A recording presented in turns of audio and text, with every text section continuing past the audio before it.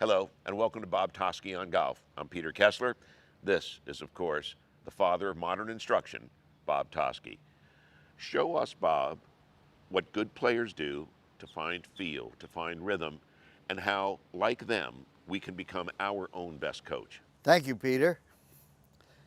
I've got a 58-degree wedge in my hand, and I'm going to strike the ball about 40 yards to that target in front of me. So I'm going to try to make a golf swing that's rhythmic and very easy, and I'm going to swing the club at a rate of speed and a length that I can control. My brain and my eyes tell me what I should do before I hit this ball to that target. So once I get my grip proper, pretty close to neutral, and place the club behind the ball and aim it at the target, I see the club traveling on the line, slightly inside and up, shifting my weight and coming back to the line, delivering the club toward the target, and finishing my swing about hip high or a little higher. I don't need a lot of length and a lot of speed because I'm controlling the club face to strike the ball to the target. So I'm controlling the rhythm of my swing through my arms. Your arms have the rhythm, your hands have speed, your shoulders are the turners and the controllers of the arms and hands as you swing. So I'm going to make 3 or 4 shots here, and I'm going to try to make a practice swing, which is a preparatory swing to the target. Notice that the hands go about shoulder height and finish about shoulder height. Now I'm going to repeat that rhythmic swing and the length of that swing and try to contact the ball solid and square toward the target. All right, now the game of distance and direction. The direction of the shot was pretty good. It didn't go far offline, but the distance was too far, so I had too much club head speed. And that's what golf is, distance and direction. So how do you practice that? I know that I hit the shot squared toward the target, but I had too much speed. So now I take a practice swing and try to have a little less speed through impact to try to control the club face to land closer to the target. Let's see what happens here. Now the reason why the ball fell offline is because the ball hit the shaft. Well, I hit it too good. And I should have missed the shaft, but I didn't get the ball quite high enough. But those are pretty good golf shots because they're around the target area. Now, if you are playing golf and you're trying to hit this ball to this target and you're swinging the club and the ball's going over there, and you make another swing and it goes over there, you don't know what you're doing and you're not getting good ball control and good golf swing control. So start with a nice free arm flow. Swing your arms, allow your body to turn and shift naturally. Try to find the speed and the rhythm of the stroke by contacting the ball first with a descending blow to pitch the ball toward the target. Now all those balls are around the target area. That's success. Success is getting the ball close to the target or into the target. People want to know how that's accomplished. I'll go into a little more detail here by showing you the importance of the push-pull. Push the club, cock your wrist, pull the club, uncock your wrist. Golf swing is wrist cock, arm flow, shoulder turn, hip turn, knee rotation. But we won't go into that until I talk about the longer arc and the bigger swing. So here we go. I push, I set, I pull. When I get here, I release. Release is to rotate and accelerate and square the club face by a push, pull, release. All those balls are around the target area. That means I have good hand-eye coordination. And if you've got poor hand-eye coordination and you're trying to hit the ball long and get a lot of distance, you're not preparing yourself for success. You're preparing yourself for disaster. Talk to me a little bit, Bob, about what recreational players do when they pull and push as opposed to push and pull. When you push and pull, as the cameraman in back of me will watch and see, as I push the club toward the line, and because I'm making a circle, the wrist now must turn the shaft and the club face to get in position at the top, which creates what we call an oblique angle. This would be vertical, this would be flat. We don't want either of those. We want to look something like so. And when we get here, we want to deliver and look something like so. Notice the two shafts almost complement, the shafts complement each other on the backward and forward swing. So the push-pull and the swinging of an arm, your arm should be hanging, not tight. You don't want a lot of body tension. You want to be free. You want to be ready by staying in motion, and just before you make a swing, your body will set, and you'll push and pull and deliver the club toward the target. It seems to me, Bob, that so many recreational players strangle the club, which flies in the face of everything that you've just talked about. Feeling free and easy, or as Sam Snead said, I like to feel oily. So talk to me about grip pressure. That's what's holding on to the golf club. As this famous teacher at St. Andrews, Glenn Hall, says, people over-control the golf club. They do that because they're fearful that if they don't hold it tight enough, they won't have any control. Let me shake your hand there. What did you just feel? A 1.5 on the 10 scale. Well, why did I have to do that? I didn't have to do that. I can take your hand and I can swing your arm a lot freer than I could if I held it that tight and start jerking it and moving it at a forced effort. An ounce of touch is worth a ton of brawn. Because if you don't find that touch, you'll be there till dawn. So a light grip pressure starts by trying to hit the ball to a short distance, so you don't have to have a lot of grip pressure because you're not making that much more effort to swing the club at a greater rate of speed. Once you swing at the club at a greater rate of speed, then your grip pressure is going to change. It's going to get greater, but you don't think about that. Show me in slow motion how the shift, turn, and shift, turn should take place for the recreational player. What should he or she be thinking about during those 4 moves? Well, when you make a circle, with the golf club, the body wants to turn to the right because you're making a circle to the right. But your weight does shift over to your right leg. And then when you make a circle on the opposite side, your weight shifts into your left leg and then around. So you have vertical, lateral, and rotary motions. There's more rotational force and vertical force than there's lateral. There's not much lateral force, but there must be lateral force. Because if I just turn and don't shift, my body will move backwards. We must shift to it and then swing through it. This is very critical. You see that in all good players. They shift, their lower body shifts earlier because the legs are heavier and slower muscles than the arms and hands.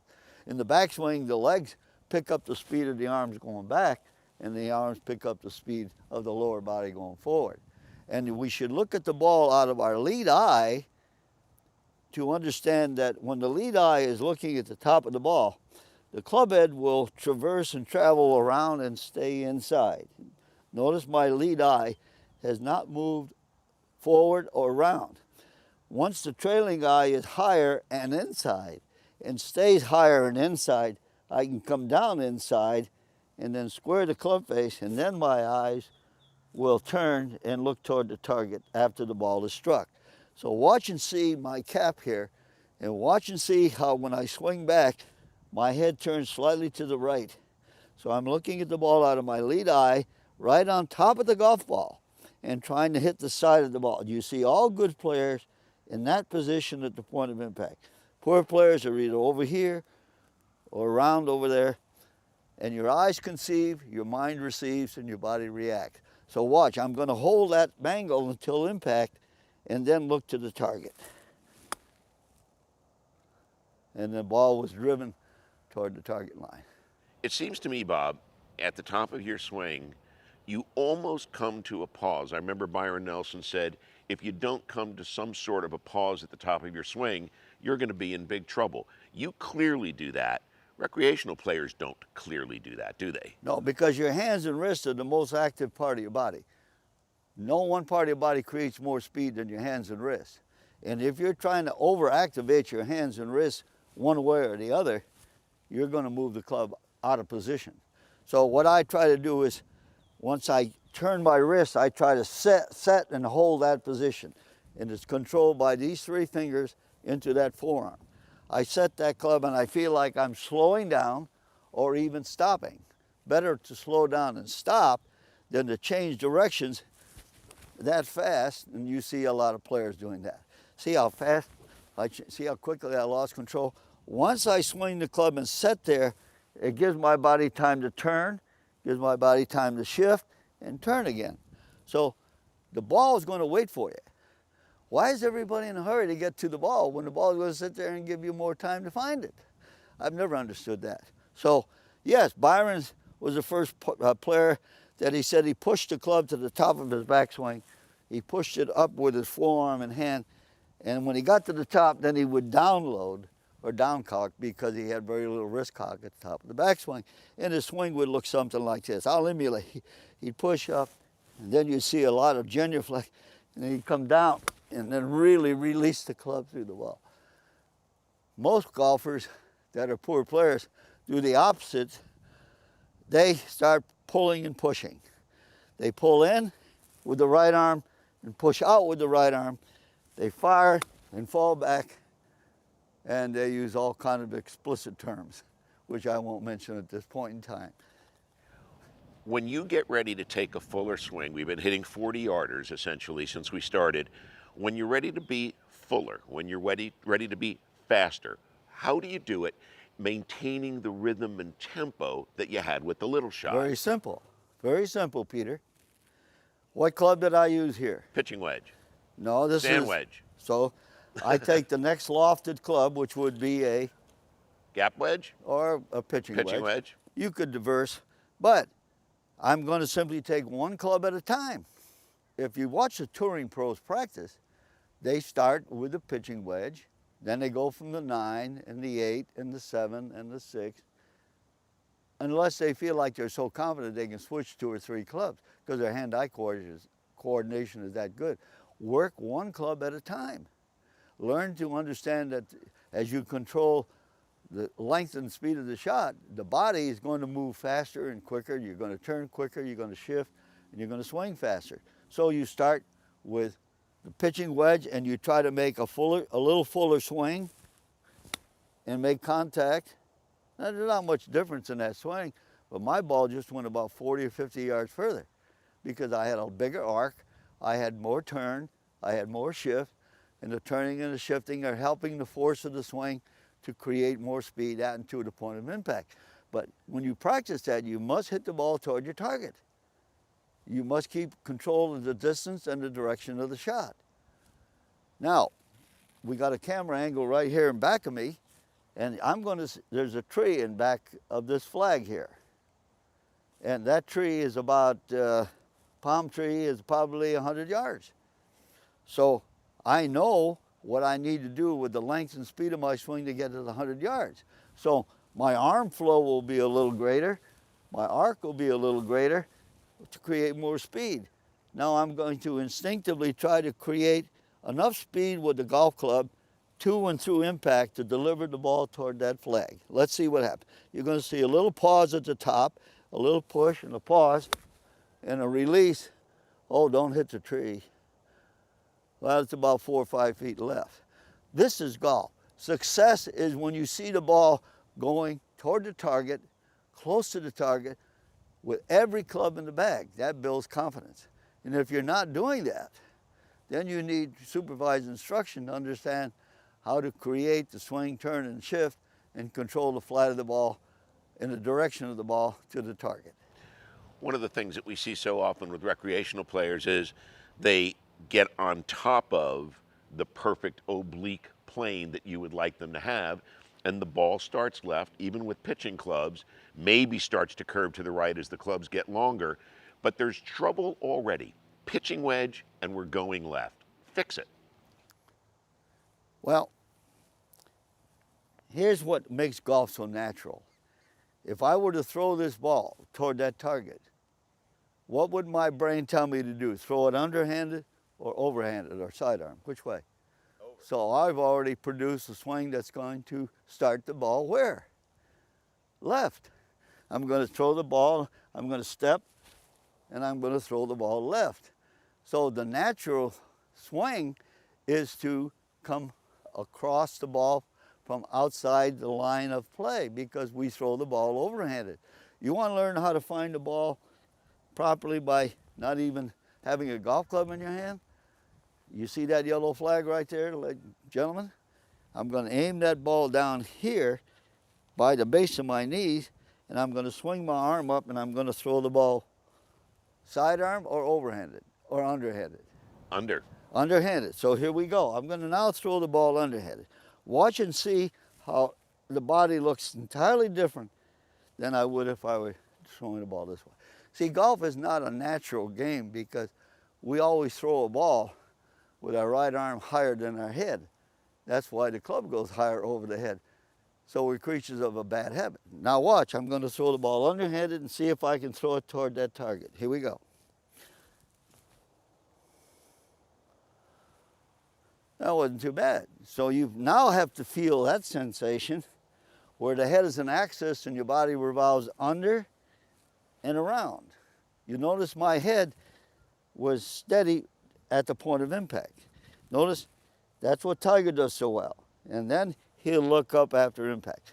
Most golfers are trying to look to see where the ball goes before they even make contact. They want to know why they're all over the place. You know, we were with Gary Player, you and I, recently, and he hit a number of shots for us, and he had this tight little draw that he was hitting. And, you know, it's at almost 80 years of age, I thought it was as good as anybody had ever hit the ball in front of me. Now, I'm watching you hit these little wedges, and they're drawing 3, 4, 5 feet. The recreational player would give a lot to be able to have a medium-high flight with a little bit of right to left. Is there something that they can do with their hand-eye coordination and what you tell them to start to have a golf ball start a little right of target and end up on target? Very simple. I don't even need a golf club. I can start right here, and I can then cock my head to the right. I preset my head to the right. Now my right eye is higher than my left. My left is lower than my right eye, and my right eye has now traversed slightly to the inside. Now if I hold that angle, I see an angle going where, Peter? Out to your right. Out to your right. And if I hold that angle and try to release the ball underhanded, that hand is going to do that. You're going to see that rotation. Watch, I'll try to, remember I gave you a tennis ball when I gave you a lesson the other day? Now I'll try to take these two fingers and that thumb, and I'll try to turn those two fingers and that thumb and make the ball curve by keeping my head to the right of my line of play. So I'll do this and then I'll turn, and I actually pull the ball slightly because I turned a little bit too early, but I at least released. Now, when we throw a ball overhanded, our hands and our eyes and our hands do this. They turn under. So when we throw the ball overhanded, then the eyes and the head move to the left of the lines because we're going overhanded. Now, the only way I can get the ball toward that target, I've got to try to curve it like so. And you see these guys do something like so. So aiming the club, having the right grip and the right pressure and a free arm flow and a free body flow is critical. It doesn't take a lot of effort. In fact, it takes less effort than you think because the club is light, the ball is light, and the body is heavy. Everybody's playing golf like the ball is heavy, the club is heavy, and the body is light. I have never understood that. It's a game in which when you swing with grace and ease, then your body you will please. But if you swing hard and fast, you're never going to ever last. That was wonderful, Bob. Thank you very much. It's a great pleasure.